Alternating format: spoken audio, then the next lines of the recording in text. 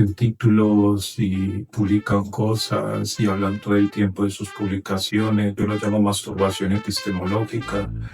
Entonces, ahí es donde también uno nota un obstáculo. Yo para ser TikToker tendría que emplear un entusiasmo forzado. Hola, ¿cómo está? Entonces, no, coma mierda, por una cosa así. Porque yo no tengo ni siquiera soy capaz de fingirlo. Es decir, aquí donde estoy feliz. Las crisis mías son generales. No es solamente, porque estoy haciendo filosofía, no, y porque me parieron. Pues. Son mucho más. Sí. Mucho más. Buenas tardes, buenas noches, buenos días para todos. Bienvenidos a un capítulo más de ¿Qué putas hago con mi vida? Hoy estoy un poco contento y ansioso porque tener gente que inspira con el discurso es bastante interesante y a veces es muy bueno conversar con ellos, no siempre.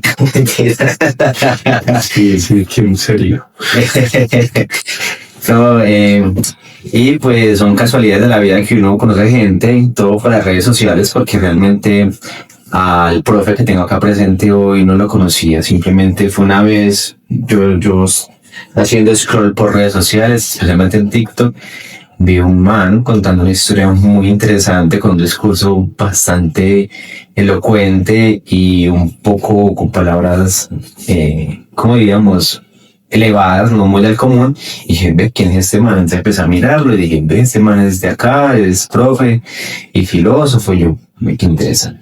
Entonces empecé como a seguirle durante un par de días como el contenido que subía, las cosas, yo le comentaba de vez en cuando, hasta que me decidí invitarlo. Y dije, ven, profe, una cosa, la otra, te invito, no sé qué. Y me dijo, bueno, vamos a mirar y ya conversamos. Y pues véalo acá. Entonces, sin nada, hoy presento al profe José Quintero. José Quintero, sí. José Quintero, filósofo, profesor de la UPB y actualmente una persona súper ganadora en TikTok, para que lo sigan también, que es muy fino lo que hace, muy entretenido y muy intelectual, podríamos decirlo así, porque es bastante interesante lo que hace. Sin nada, profe, ¿qué putas has hecho vos con tu vida? No, pues hasta donde el informe que le puedo hacer hasta ahora, sobre todo ya con lo que ha sido este fenómeno de uno infiltrarse en las redes sociales, puedo considerar que si hubo una inversión en mi vida, una inversión existencial, a plática perdió. ¿Se perdió? Se perdió. Si a Dios se le ocurrió esta idea y arrojarme a este mundo, eso se perdió. Esa inversión. Sí, esa inversión se perdió completamente, pero no es culpa mía. Yo no tuve la idea de nacer. Es culpa del devenir. Eso es culpa, sí, de accidentes o propósitos divinos, pero como sea, yo no tengo nada que ver en eso. Entonces, sí. Y el profe, eso más o menos tiene como una especie de línea, o para que leemos como un discurso, como un orden así discurso, como a este podcast. Empecemos más o menos por qué decidiste estudiar filosofía, porque esa carrera tan profunda, poco beneficiosa para el bolsillo. Sí. A ver, digamos que son cosas que no es que uno las decida previamente, cuando por lo general es el drama pues de cualquier culi cagado cuando va terminando bachillerato, es qué carrera profesional realizar. Pero obviamente no pensé meterme en algo rentable, porque si uno quiere meterse en algo que dé un rendimiento financiero, para eso existe el narcotráfico o dedicarse a ser senador de la República. Y así se evita incluso realizar una carrera. Miremos, por ejemplo, que el Senado está lleno de gente que no necesitó realizar una carrera pues para que estén empleando ese tipo de cargos. Pero la cuestión es que yo sí recuerdo que estando pues en esas rutas finales de bachillerato, la familia empiezan con la pregunta del chantaje: ¿qué carrera vas a realizar? Bueno, ¿usted qué va a hacer? ¿Qué es lo que va a hacer con su vida? ¿Qué putas hago con mi vida? Pues es una pregunta como muy reiterativa. Y no, yo decía, yo voy a ocupar espacio, pues yo voy a pedir plata en los semáforos y cosas así. Pero entonces, de todas maneras, era que yo ni tenía mucha claridad porque había, digamos, como varias opciones: literatura, filosofía, historia, por ejemplo. Historia me llama mucho la atención, pero uno de los motivos por los que no me quería meter a estudiar historia era por la cucha, por mi madre, no porque ella me lo prohibiera, sino porque ella era historiadora. Entonces, ¿de quién se la va a aguantar después? ¿Quién se la va a aguantar donde diga que el hijo enclenque decidió estudiar historia? Entonces, no, fue en una conversación con mi hermano mayor que me vio despachado un momento, faltaban pocos meses para terminar bachillerato. Pues, preguntas que él me hizo: ¿a vos qué te gusta hacer? Y yo, pues, me gusta leer. ¿Y qué lees vos? De todo un poquito: filosofía, literatura, historia, antropología, cualquier huevona, era una vaina que yo empezaba a leer. Y mi hijo me dijo: entonces, ¿por qué no estudias filosofía y letras? Y yo, bueno. No, pero es muy interesante porque ya tenías como ese, digamos que por la cucha, ese referente como medianamente académico y de las humanidades, ¿cierto? Porque ya, y primero que en la casa habían muchos libros y todo el asunto para uno hacer. Las familias son un dañadero de individuos. Desde que los cogen ya eso se estropeó también. Desde Sí, que no ya se están borren, enamorados. ahí hay una cosa muy grave.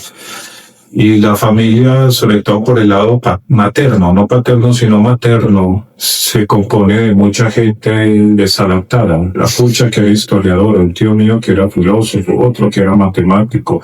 Hay uno por ahí que todavía está en la brega, que es músico y sordo. Uno que, aunque era ingeniero civil, un aficionado a la astronomía. Una tía que era pintora, profesora de artes y también astróloga, y leía cartas, la mano, el cigarrillo, de todo, pronosticaba el futuro. Entonces, así es como una serie de singularidades. Mi abuelo, que aunque era ingeniero civil sin graduarse, muy reflexivo, muy filósofo, siempre lo consideré así, pues comenzando por el pequeño detalle que fue amigo de Fernando González. Entonces tenía como un tumbado a la hora de hablar, muy de esa irreverencia, pues que uno le terminó copiando. Tenían por costumbre ponerles apodos a todo el mundo.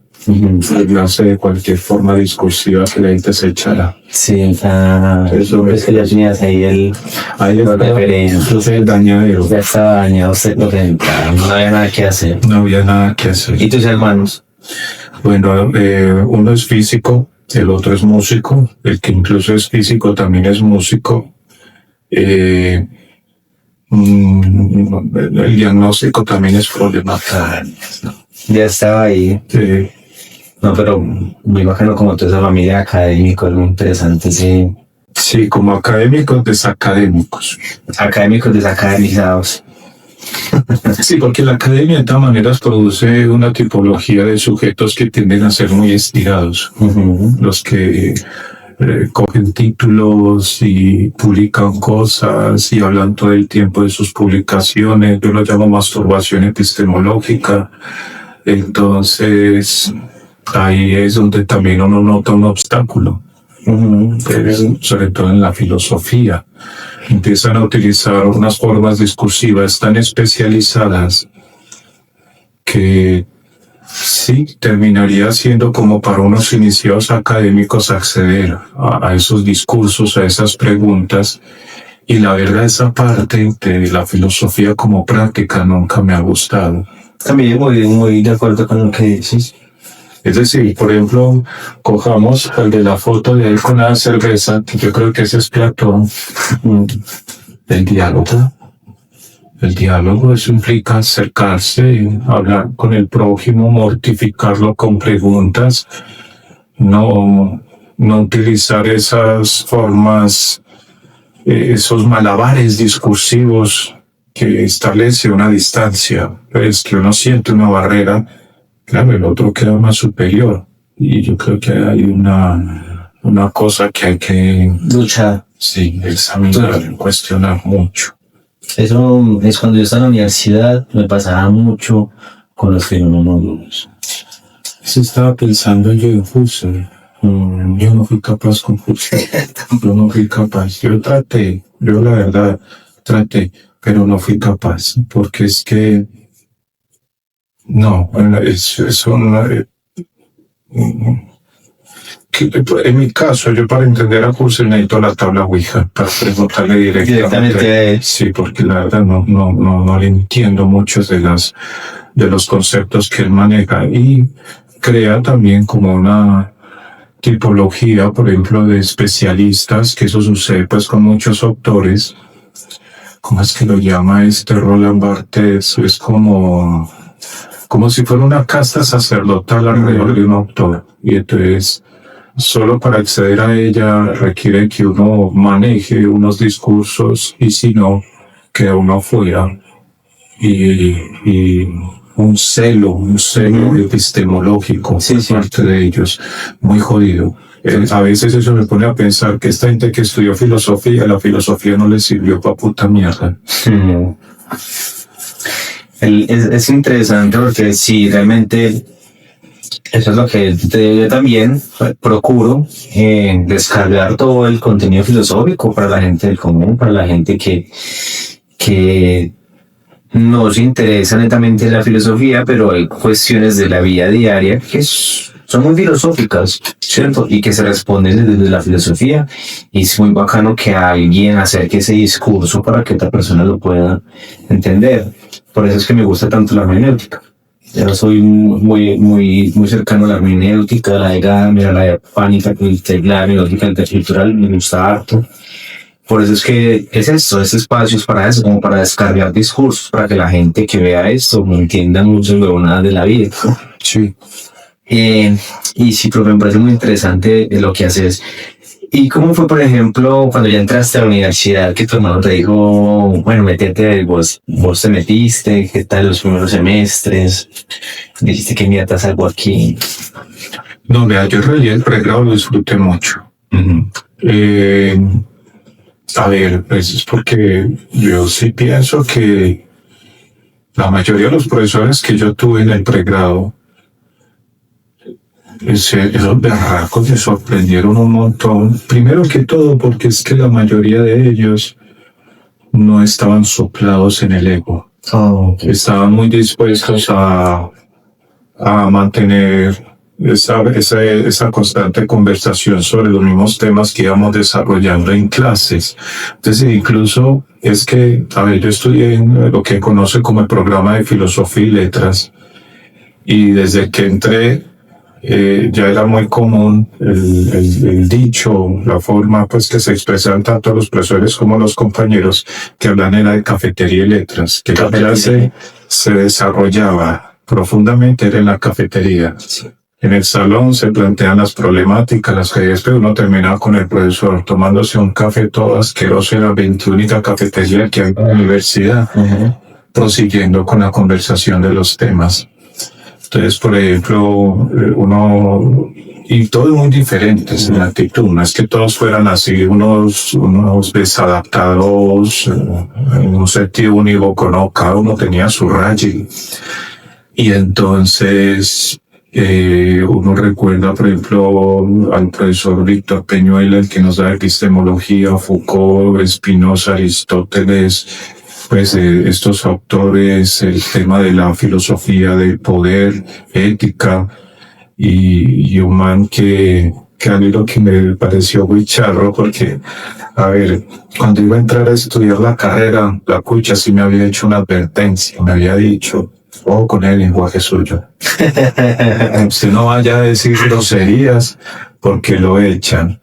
Y no voy a decir bobadas. Y entro yo a una clase con el profesor Víctor Peñuela y entonces muchas veces para desarrollar un tema, pues por ejemplo alrededor de Aristóteles, para aclararlo más, lo explicaba a través de un chiste de Condorito. Y yo era como, y entonces, ¿por qué no? Tengo una cosa así. Luego hubo otro profesor que actualmente todavía está vivo, Gonzalo Soto, un medievalista muy teso. Sí, para mí es el maestro Yoda pues de la historia del medioevo y la filosofía medieval.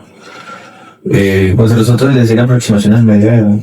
Él escribió las 10 aproximaciones al medioevo, el libro de historia de la filosofía medieval, el libro de las 10 aproximaciones a los místicos, tiene un libro de paremiología. Sí. Y encontrar que, como cuando iba explicando muchas de esas problemáticas desde correlación patrística o la escolástica, tenía que meterle un refrán bien vulgar. Y yo cagaba de la risa en las clases de él, entonces muy goliardo. Incluso por él es que yo tuve otra mirada sobre lo que era el medioevo.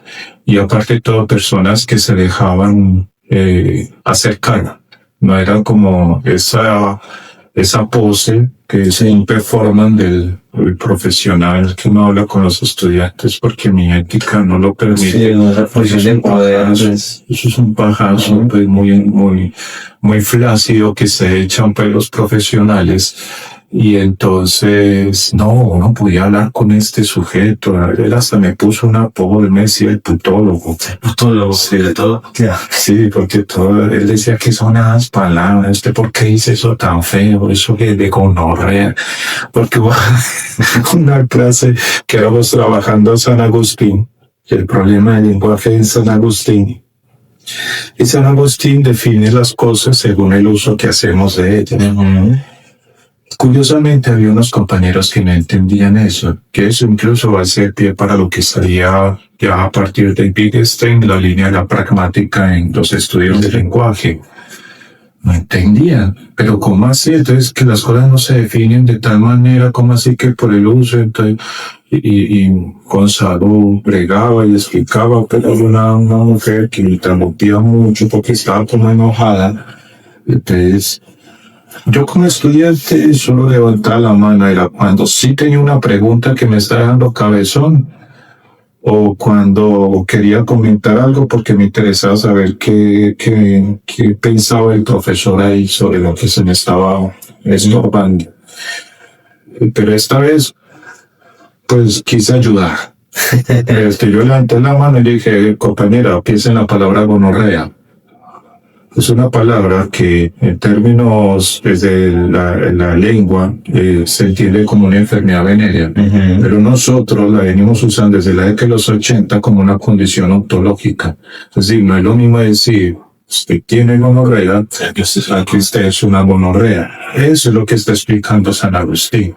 Las cosas se definen por el uso que hacemos de ellas. Entonces, sí, se salvó la patria, pues yo recuerdo que eso fue muy charro, pero después de la clase, Gonzalo, pues que él habla así, yo cuando me entrevista, usted por qué utiliza esas hijueputas palabras. Esas hijueputas palabras. Y ese no son palabrotas, profesor, esos son adjetivos de alto impacto. Uy, son buenos, sí. Entonces, ahí quedó. Y hay otros, en cambio, muy serios. Pero no eran, ¿cómo decirlo? No se escandalizaban, pero serios. Raúl López, muy esquemático, muy juicioso en las clases. Al principio me le dormía, pero descubrí que para poder aprender lo mejor era tomar nota. Pero yo también le digo a los estudiantes cuando me salen con el comentario bien huevón, si aquí hay estudiantes ya saben, puto comentario. Ay, es que yo veo clases con tal profesor y me aburre y lo tome nota. Y sí, tome nota. Si el profesor lo duerme, saque el hijo de puta cuaderno, guarde el celular y tome nota de todo lo que diga. Y le va a aprender al individuo. Y no se va a dormir. Y no se va a dormir porque va a estar en esa mecánica de estar tome nota, que eso era lo que yo hacía. Y por eso llegó un momento que en la carrera solo compraba un cuaderno que era relacionado con la clase de ese profesor, que era Raúl López. Pero es que si no tomaba nota me dormía. Sí, sí. Pero también fue de los que más le aprendí. Y un tipo muy estricto, pues seguía que era como de los profes más sistemáticos que tuvimos ahí en la carrera. ¿Qué menos era kantiano? ¿Qué?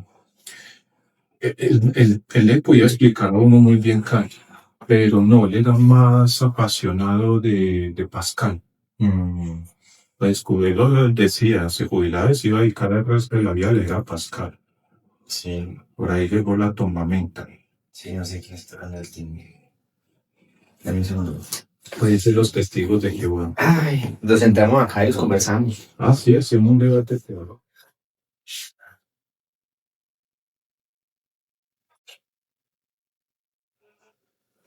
Hola. Oye, ya,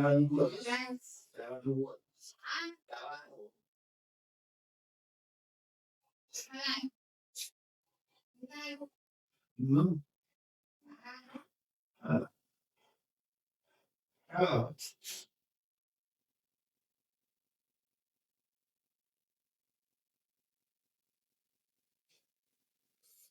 ¿dónde te iba a mi idea? ¿Cómo? A mi mamá. Como, como vive cerca de palos del lugar, como que la acompaña al mercado. Si son las escuchas. Ah, sí. Como no cualquiera se lo ocupamos.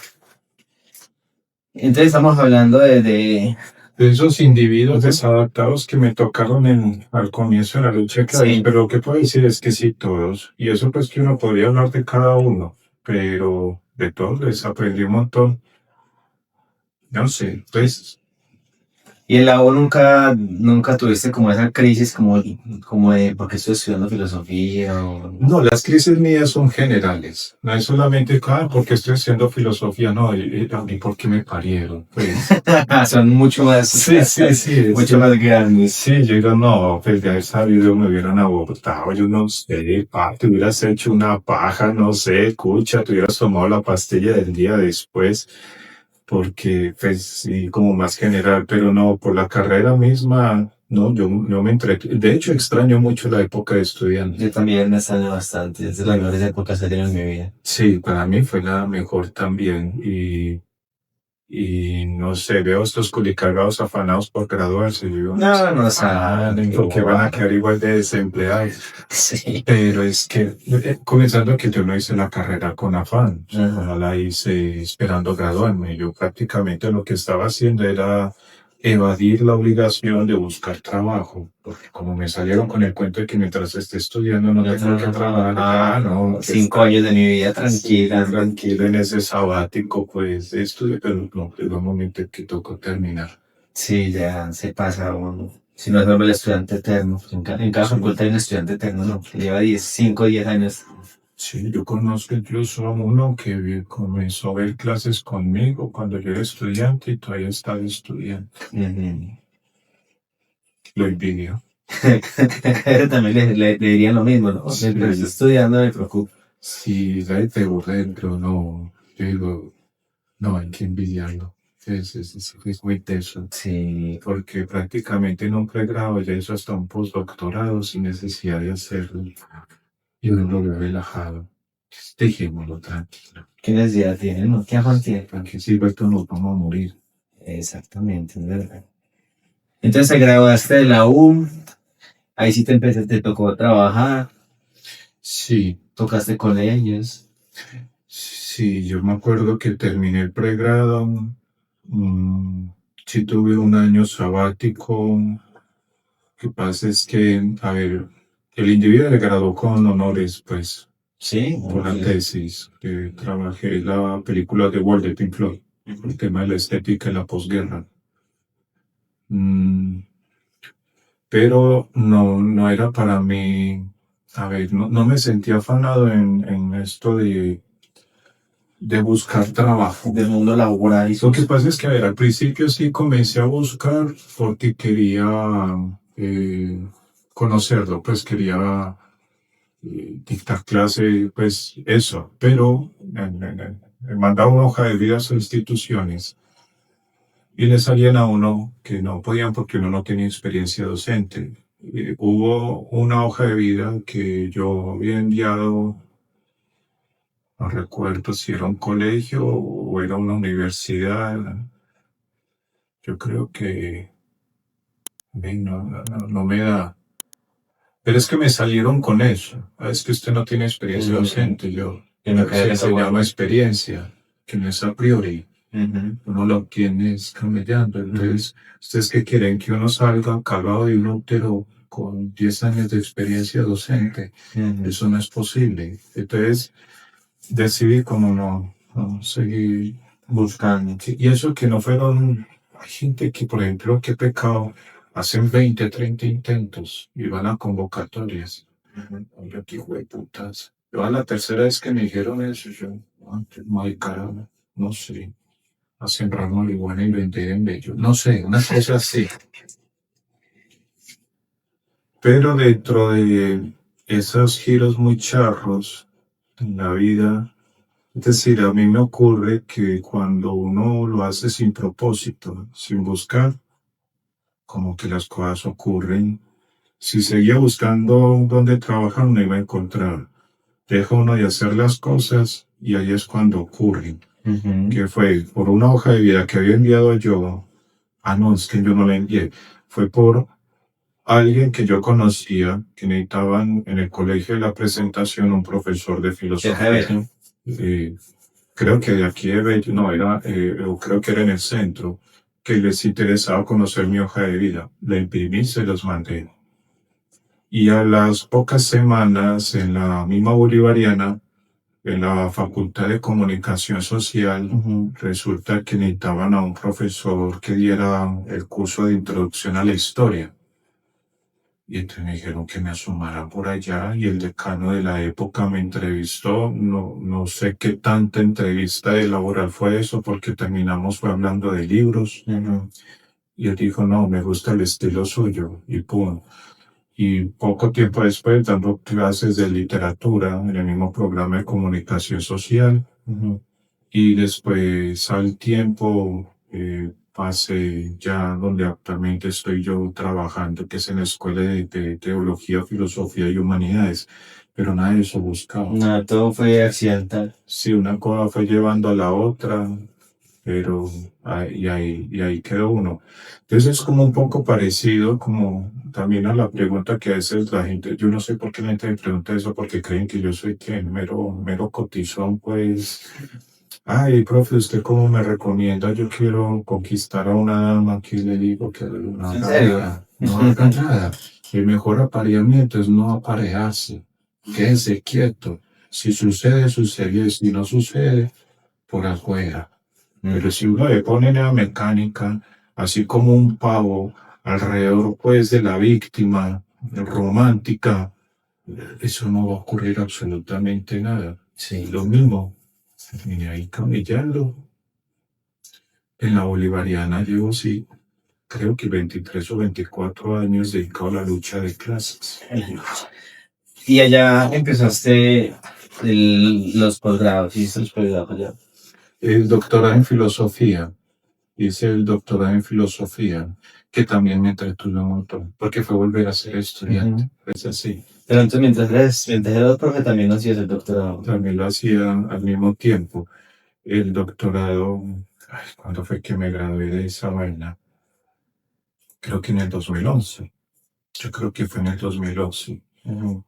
Eh, sí, empecé a ver las clases del doctorado, lo cual también fue para mí muy, muy bacano. Ahí sí es un poquito pesado el ambiente, pues porque hay gente que porque hace un doctorado creen que lograron la aristocracia académica, que eso es otro pajazo, pero no, yo pues es que lo hice pues porque se me dio como una oportunidad de una beca, que la aproveché y ya, y ahí yo terminé. Y desde eso, sí, ya doctora en filosofía. Doctor en filosofía, me dicen doctor, pero no puedo recomendar ni acetaminofén con Ni paracetamol, nada, no puedo, nada de eso. Sí, sí. A pesar de que hay una relación tan estrecha entre la medicina y la filosofía. Pero es... A ver, un doctorado, ¿para qué sirve un doctorado? Para chicanear. Sí, Claro. básicamente porque la gente ni siquiera necesita hacerlo. Para que le suba el ego epistemológico. El ego epistemología, que le suena salado, pues no es gran cosa, pero el ego más que todo, a eso sirve un doctorado, pero es que uno no necesita hacerlo. La gente ni siquiera tiene que meterse en una academia para estudiar filosofía, simplemente coja un libro y lea el libro y confróntese con el libro, confronte el libro y luego lea otro. y haga preguntas. Es decir, por ejemplo, hay muchos filósofos que uno podría mencionar que no vienen, no tenían entregado en filosofía. Es Sócrates. Sí, de los medievales hacia atrás. Porque la universidad es un invento de la Edad Media. Es totalmente cierto. No, lo que hoy en día se produce mucho no son filósofos desde la academia, sino tecnólogos en conceptos. Pero no, yo recuerdo Jorge Alberto Naranjo no hizo pregrado en filosofía, él era ingeniero. Se le metió tanto con la filosofía que terminó siendo filósofo. Eso se adquiere por hábito, cosas así.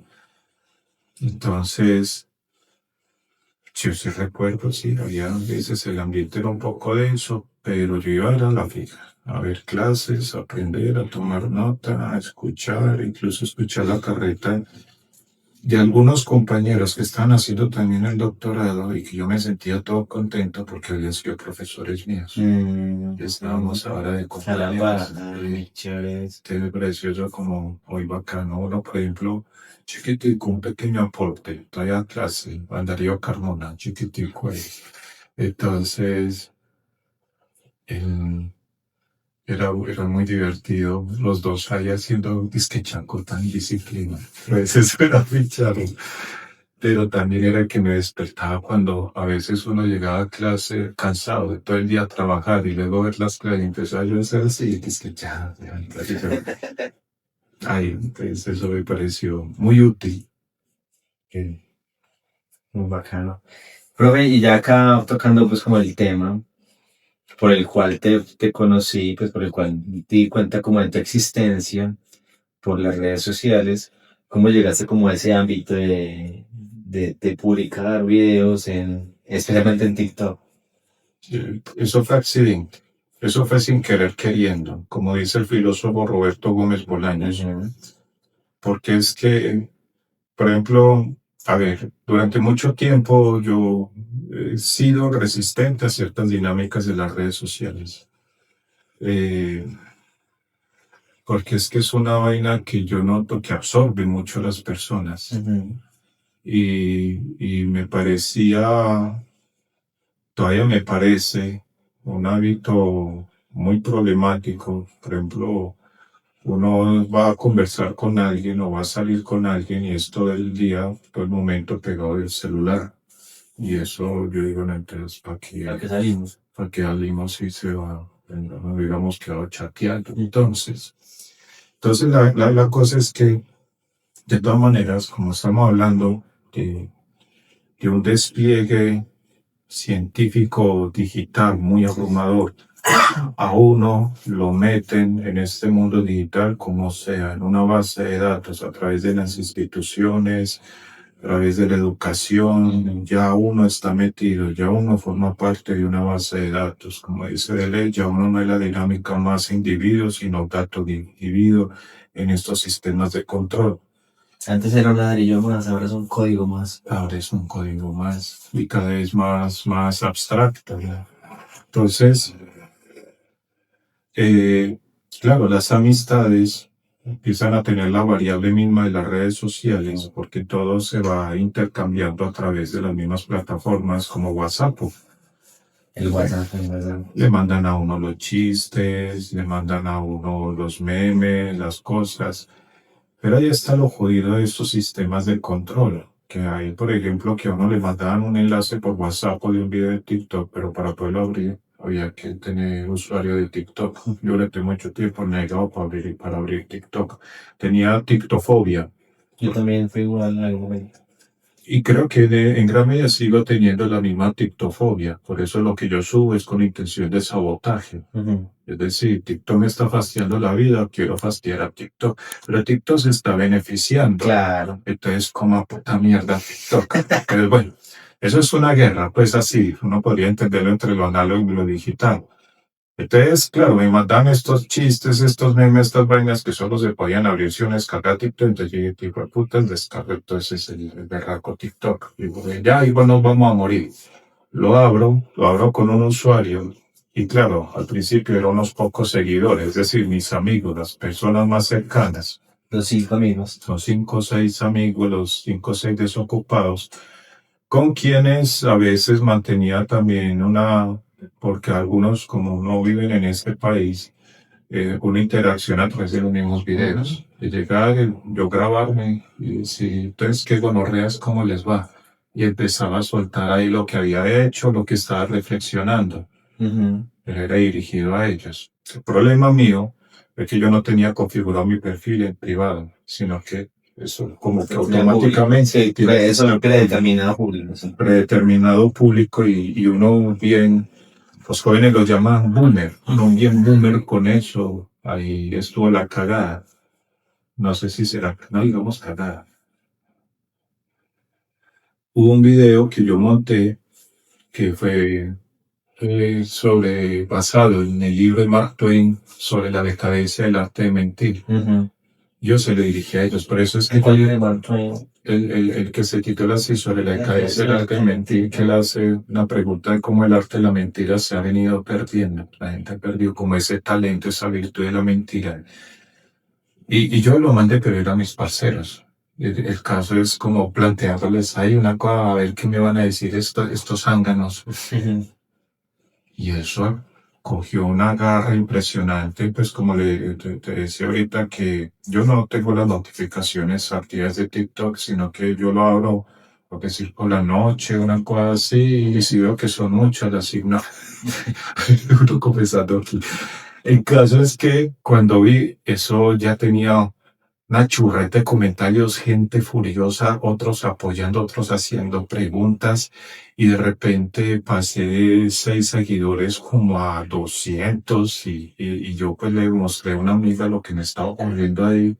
Y yo, ay, puta, tengo que hacer una purga porque yo no sabía que estaba público, y ella a mí me dijo, no, déjelo. Quiero que siga. Sí, sí. Pues, porque igual mucha gente insistía que yo, ¿por qué no montaba videos? Los estudiantes mismos, cuando yo daba clase, pues quería hacer TikTok, era una cosa así. Y ya, parce, tenés cero. Yo tengo una cosa por el estilo. Porque lo poquito que yo veía dentro de estas plataformas, que por ejemplo, yo para ser TikToker tendría que emplear un entusiasmo forzado. Hola, ¿cómo está? Entonces, no, coma mierda, pues una cosa así. Porque yo no tengo no, ni siquiera soy capaz de fingirlo. Pues, es decir, aquí donde estoy feliz. Entonces, es una felicidad muy deprimente. Sí. Entonces, es Una felicidad muy existencial. Sí, porque yo digo, sí, bueno, todos nos vamos a morir. Entonces, ¿Para qué me pongo de reír si me muero? sí, también eso también es efímero. Entonces, no, vi que eso fue cogiendo el berraco alcance. Y claro, llamó la atención el empleo del apelativo gonorrea. Y todavía hay gente, Sí. y hasta me lo exigen. Uno que yo monté, no comencé cómo están gonorreas. No, ¿dónde está mi saludo? Y yo, como mierda, hombre, cuando lo digo, pues una cosa así. Pero es muy charro porque es que cogió eso ahí como el impulso. Ya cuando en TikTok agarró, pues me dio por ensayarlo también en Instagram, que exigen que sean mucho más breves. Yo lo pienso como opúsculos satíricos. Sí. En caso y también trato de aplicarlo en el mismo TikTok. Pero el caso es que a través de sean narrativas inventadas, pues porque hay cosas, historias que yo monto que sí me las invento. No son personales. Hay gente que cree que yo estoy teniendo coito con una monja. No, ojalá. Pero no hay ninguna monja con la que yo estoy saliendo. Pero es decir, a partir, digamos, de ciertas narrativas cotidianas, algunas sí tienen que ver con sucesos, es plantear una sátira filosófica. Sí. Que es prácticamente lo que he venido haciendo toda la vida dedicado a este oficio. Pero el del tulipán de la vereda sí fue real o ficcionado también. Ficcionado también. De hecho, Tulipán de la vereda, Girasol de la montaña, son clichés poéticos. Sí, yo lo entiendo. Te lo utilicé como clichés poéticos. Tampoco. Hay damas que se despecharon por eso y yo las dejé despechadas. Dejémoslo así. No, pero la verdad es que son como lo hablamos ahorita tras de cámaras, como conocerte un poco más, que era muy bacano eso que haces, que por ejemplo las preguntas súper profundas, súper acatonadas, como lo mencionabas vos, le dabas como ese tono jocoso, como burlándose en una sátira, y ya las preguntas que eran, no sé, pues no sé cómo decirlas, como medianamente chistosas, medio bobas, ya si las aterrizabas con una idea mucho más profunda. Es que vea, ahí yo noto en cuanto a la gente que se pone desparchada a ver los videos, qué pecado, pero sí tienen que ir a terapia. El caso es que el que hace preguntas muy acartonadas está pretendiendo corregir. Ujú. Es como el fenómeno del mansplaining, el sujeto que a la muchacha le tiene que explicar lo que la muchacha ya sabe. Pues eso a mí me parece, es una forma de arrogancia, pues muy molesta. Tengo problemas con eso, Sí. con la petulancia. Sí, sí, soy muy alérgico ante eso y todo aquel que me hable muy petulante me va sacando, no sé, el montañero, como las ganas de oír, por una cosa así. Entonces está el petulante que hace unas preguntas en clave de observación, en crítica, incluso esas preguntas que son descalificadoras del contenido que uno sube. Ujú. A eso me encanta responderle sobre la dirección que está tomando la pregunta, que por eso no se la voy a responder, porque efectivamente no va a querer escuchar la respuesta, ya marca una barrera ahí. Entonces, yo, ¿para qué me preguntas con toda esta retórica? Otros que hacen como unas observaciones críticas que demuestran, a pesar de su tono, de su seriedad, que no escuchó el video. Hubo uno que, por ejemplo, era sobre el tema de la filosofía latinoamericana y yo había tocado el tema sobre ese chisme de la farándula filosófica donde Sad hablaba de Fernando González como filósofo. Ujú. Y un sujeto puso el comentario que no hay datos que nos demuestran que William Persson habló de Fernando González filósofo. Y yo le respondí, por eso dice chisme de la farándula filosófica. Sí. Es decir, es que es como por la misma prepotencia no escuchan los términos que uno está utilizando. Fragmentan el dato, hace una crítica y olvidan lo que es Porque compañero. realmente impacta en el vuelo. Un contenido. Y hay otros, en cambio, que aparentemente podrían clasificarse como personas simples, pero tienen inquietudes de verdad, pues filosóficas, existenciales, morales, de todo. De cualquier índole, pues con base en... Sí, y llegan y le sueltan a uno unas preguntas viscerales que eso sí hay que responderlo. Es decir, aunque no responder, lo que hay que hacer es coger la pregunta y profundizar la pregunta y abordar la problemática del tema de por qué el sujeto que me preguntó eso está tan jodido, de dónde viene tanta joda. Sí, Entonces, es lo que me interesa hacer en un sentido crítico, que es lo que hago yo en la universidad. Entonces, uno hace como esos filtros, pues, de lo que son como ciertas preguntas. Hay otras, pues, que son preguntas que uno ahí responde, ya sea en el coso de comentarios, otras veces sí montando videos. Eh, Hay unas que se me olvidan, pero es porque es mucho movimiento, eso se mueve mucho. sí, esa es la dinámica de las redes sociales, eso es... Sí, yo voy a necesitar un manager, pero que no me cobre. Entonces, yo le pago con favores sexuales, no sé. No, tampoco, eso es trabajo. Eso sigue siendo trabajo. Sí, sigue siendo trabajo. Profe, y con todo esto, ya que nunca mencionaste pues el boom que estás teniendo y que seguramente vas a seguir teniendo porque es un contenido muy bacano, muy interesante, que realmente vale la pena que lo vean y lo sigan, a favor y lo digo. Aún no logras como mencionar hacia dónde va. No, simplemente sos y vas con eso.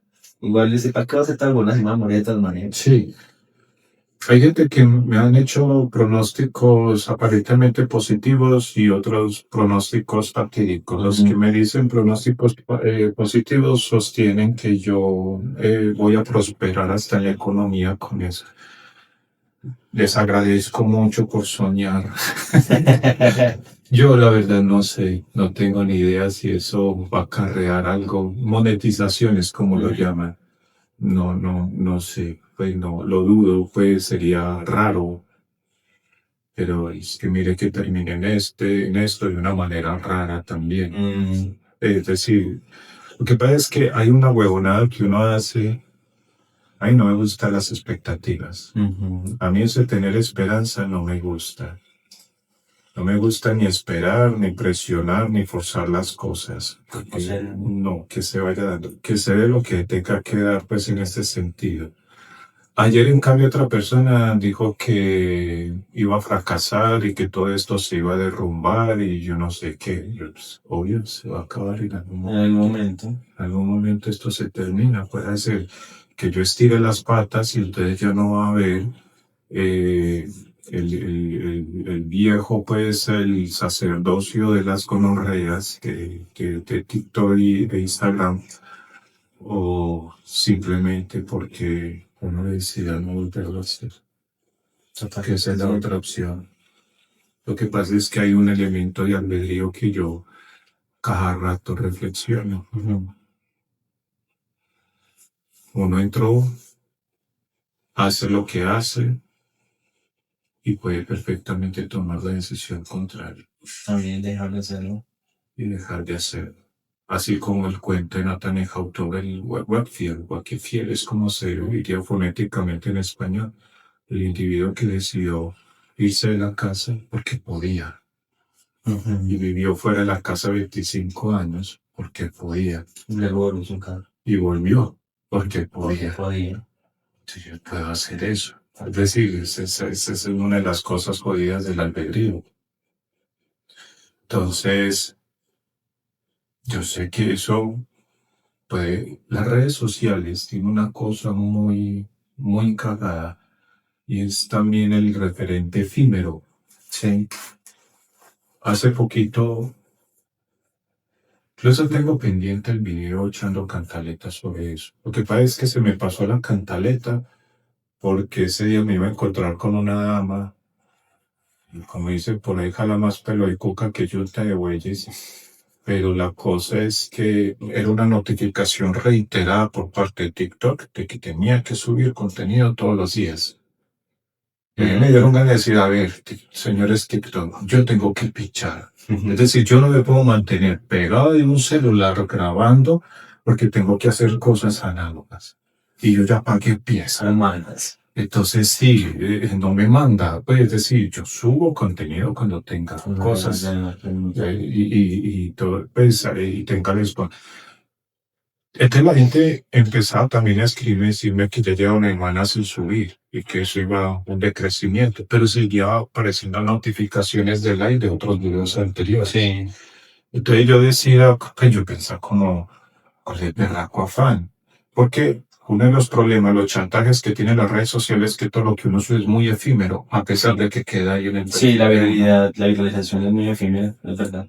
Y eso es la noción o la práctica de la modernidad en un sentido muy nocivo. Total. Porque entonces, ¿para qué los libros? Para que las cosas permanezcan. Entonces, los videos pueden operar también como una forma de permanencia. Uno no tiene que estar suba y suba contenido como si fuera un esclavo de una plataforma. Y yo sospecho que ahí están empleando también otras técnicas de esclavitud. Entonces, nada, ya está subido el video. Véalo si quiere, recomiéndelo si quiere, háganme preguntas incluso. A mí me gusta mucho cuando la gente me escribe con preguntas. No. Los que me atacan me parece bobada. ¿No le gustó el video? Haga eso. Cojo yo un libro, lo abro, no me gustó, lo cierro, lo guardo. Prendo el televisor, están pasando, yo me llamo, apáguelo. Una cosa así. Pero si hay la oportunidad de plantear una pregunta de alguien que porque vio el video, algo le pasó por la cabeza, hágale, mijo. Que yo incluso doy créditos por las preguntas, porque las pongo ahí cuando me parece. Sí, las preguntas, como para echarle cabeza a la pregunta, no para responder. Pero el problema es eso, es ese afán de saturación, de masificación y sobre todo la constante amenaza de que uno va a perder seguidores. Sí, capaz de alcance. Sí, se parece mucho como el yello que le dan a las cajeras del éxito cuando dice, tiene puntos éxito, no, ay, pero vas a perder tantos puntos. Y que es un berraco punto, es una entelequia, es una vaina que yo no veo. Pues una vaina, son como las amenazas digitales, que voy a perder seguidores. Va a ocurrir que haya un decrecimiento, que si decrece, decreció. Y Pero ya. que finalmente tampoco es como ¿cómo se dice la palabra? Como tu finalidad, pues, vos empezás a subir cosas para tus amigos y lo seguís haciendo como en ese aspecto. Ya Sí, ahora tenés más, como más público que te... sí, como los famosos seguidores donde hay gente muy rara, muy charra, otros que me daría miedo conocer, pues que sí me da como escalofrío. Y Es coso conocer gente. sí, sí, hay unos que son muy singulares, pero de todas maneras, por ese mismo furor de cuantificar los resultados, eh, ese chantaje es una cosa que uno diría de una modernidad muy enfermiza. Lo charro es que uno es haciéndolo sin ese propósito, pero obteniendo es que esos resultados. Ah, sí, muy interesante. Entonces es una modernidad absurda. Lo que a mí me está sucediendo podría ser clasificado Una como mujer. Y además porque lo haces también con ese tono sarcástico, satírico, que realmente, pues, por lo que es que te importa si te ven o no te ven, si preguntan o no preguntan, pero que una vez y respondes con agrado y con aprecio las preguntas que te hacen interesantes, ¿cierto? Sí, lo que pasa es que hay una cosa que, como eso se volvió en una forma de practicar la filosofía, lo que pasa es que, claro, la filosofía, había, digamos, un detalle, los que subían videos en redes sociales relacionados con la filosofía eran videos muy acartonados, bueno, hablando muy estirado, poniendo una hijo de puta biblioteca atrás, es así, para que la gente crea que están leyendo. No, eso no ha pasado de índice. Entonces, bueno, una cosa así. Vamos, no fue ni directa. Entonces, eso por un lado. No, el asunto es que si uno se pone a mirar dentro de la misma historia de la filosofía, cuando se practica, se utiliza los medios que hay. Uno, el diálogo, Platón lo hizo, pero luego la escritura. Para la época de Platón, la escritura era como una decadencia misma del diálogo, pero le tocó ponerse a escribir. Luego que la imprenta, que luego ya los documentales de televisión, que la prensa, los libros. Hoy en día tenemos estas berracas plataformas, donde de una manera curiosa, a pesar de ser muy moderno, muy digital, uno, en mi caso, yo es porque soy muy medievalista, en dar clases. ¿Cuál es la metodología mía? La escolástica. La questio, la disputatio, lectio, questio, disputatio, contemplatio.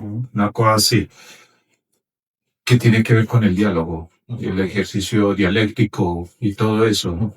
Lo que está ocurriendo. Y se entendía, sobre todo pues dentro del contexto de la antigüedad, que la práctica filosófica estaba en el ámbito de la amistad. La amistad por la sabiduría, que establece una amistad entre los mismos, Entre iguales. entre los mismos sujetos que a veces tenían coitos, se llamaba simposio en la época, pero el asunto era que sucede a través de estos aparatos. Pues entonces es como llega en el escribe a uno gente que vive al otro lado del charco y ahí uno está estableciendo una manera de amistad. No digamos íntima, una cosa así, menos mal, sí, pues porque habría que puta, desplazarse mucho, sino que desde lo que es Y eso un es tema un recurso muy grande también, ir hasta el otro lado del charco.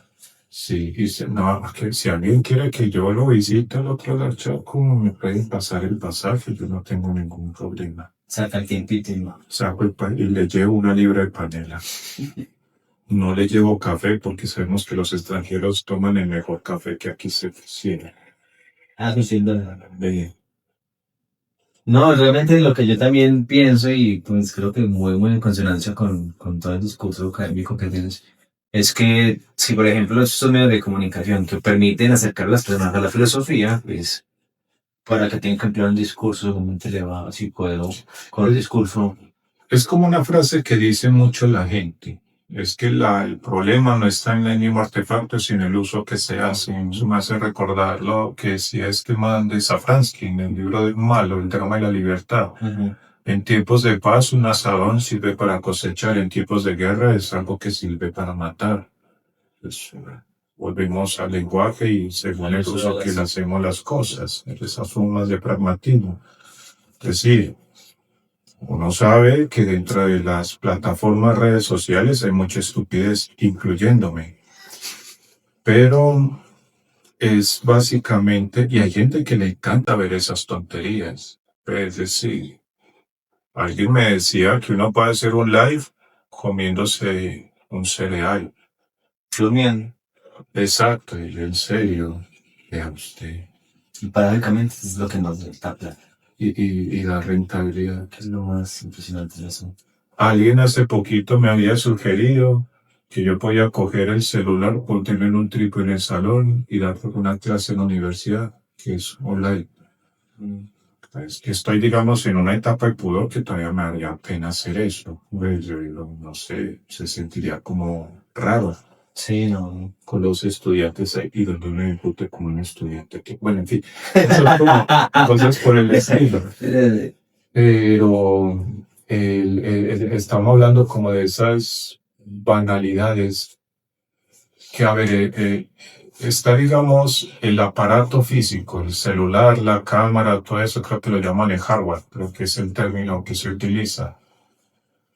Está el empleo del software, ¿cuál es la finalidad? Básicamente es entretenimiento, porque el problema de hoy en día es que estamos bajo el imperativo de lo entretenido.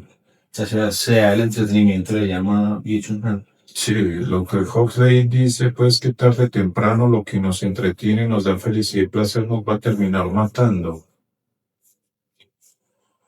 Pero, y por eso mucha gente hace tonterías, las famosas tonterías virales. No conozco muchas, sino por mención, pero lamber un sanitario es como, wow. El caso es cómo lo va a utilizar uno. Claro, yo no lo hice como un proyecto previo diciendo voy a utilizar tu Instagram de esta manera. Sí. Pero de esta manera sí había un precondicionante y era utilizar la conversación familiar que uso con mis amigos. Entonces, ¿qué gonorreas? ¿Cómo les va? No me responda, es una pregunta retórica. Y empezaba yo a soltar a ellos. Qué huevonados me iban a enseñar. A ver qué provocaba, qué reflexionaba. Por lo general, porque terminaba haciendo conversaciones en un chat interno. Es para los que viven fuera del país. Y hablando bobadas, terminar hablando basta. Y ahí, descache fue el que no lo puse en privado. Bueno, pero a partir de eso ya está lo que está sucediendo y lo está dejando llevar hasta donde vaya y no hay ningún problema con eso. Realmente también son cosas de explorar. Sí. De la modernidad. Lo chévere es que uno no evita hacer chiquiplanes. Ya tengo uno pensado para cuando me jubile entre 13 años. Pero no puedo hacer el spoiler, pero sí como una especie de despedida. Que no lo puedo hacer en estos momentos porque me echan de la universidad. Entonces. No, como mocus, algo así, pelar la nalga. Tiene que ver si va a haber desnudos. Dentro de 13 años va a haber un desnudo. Espero tener vida para ver la despedida. Con la intención de que también está Kevin Tinto y todos ellos me bloqueen. Es como, digamos, un gesto autodestructivo. Algo así. Vamos a ver. Puede ser que se dé lo contrario y quede como un proyecto. Sí. O puede ser que en vez de destruirse, son cosas que uno no sabe, porque es que la vida no tiene nada precondicionado. Tratamos de decir que tiene una regulación, unas leyes, eso es otra paja. Total. Bueno, profe, no, y acá como para ir cerrando ya un poquito que es muy interesante todo y bacano. ¿Te hecho alguna vez asistir a una de tus clases para verlo? Pues, ¿cuál es como la frase o ese eslogan, ese que te mueve a vos, ¿no? ¿Qué te mueve? Yo he notado A ver, de redes sociales el berraco salió El de gonorreas. Ajá. Pero si hay una frase que yo repito mucho, en la vida cotidiana, análoga, cuando la gente me cuenta situaciones, tragedias y descaches, esas son cosas que ocurren cuando sucede. Son cosas que cuando suceden. Y repito mucho mi mantra, igual todos nos vamos a morir. Que suena como fatídico, pero es algo que uno se reitera cuando tiene una carga fuerte, es efímera. Finalmente eso va a pasar. Muy estoico. Sí, que igual nos vamos a morir, por lo tanto eso no es un problema. Que a veces a uno le suceden ciertas situaciones, por ejemplo las situaciones financieras tan jodidas. Un banco ahí con la llamadera y la reclamadera porque uno está atrasado en cuotas y que ustedes van a desaparecer también. Sí. Entonces si nos vamos a morir, entonces ¿cuál es la preocupación? Peor es que a uno le cortaran el brazo como en el siglo XVII. No, hoy en día solo pueden chillar y tienen que esperar. Ah, sí. ¿Qué más se le va a hacer? No se van a quebrar por ello. Entonces ese es como el mantra, lo repito mucho, ese mantra, porque las dinámicas de nuestro mundo están como concebidas para preocuparlo a uno, y ese ámbito de preocupación es nocivo. Puede uno estar ocupado, no estar entretenido, no estar concentrado, estar reflexionando, pero preocupado es como anticiparse a una ocupación de algo que no ha ocurrido. Sí, pero Eh, es verdad. No, profe, de verdad, muchísimas gracias por haberte pegado a la avenida hasta por acá, por haber contado tu historia, por regalarme este espacio de aprendizaje que realmente lo valoro bastante. Es muy bacano conocer gente así con ese pensamiento y que te veía así como muy distante en la virtualidad. Yo, pero ese man es bacano, me quedé cuca conocerlo, qué bacano hablar con él y pues hasta que di el primer paso respondiste y acá estás sentado. Me alegra mucho. bueno, eso está muy bien. Digámosle entonces a la gente, chao gonorrea, Chao, gonorreas, hasta la próxima. y vayan y háganse una paja. Hasta la próxima.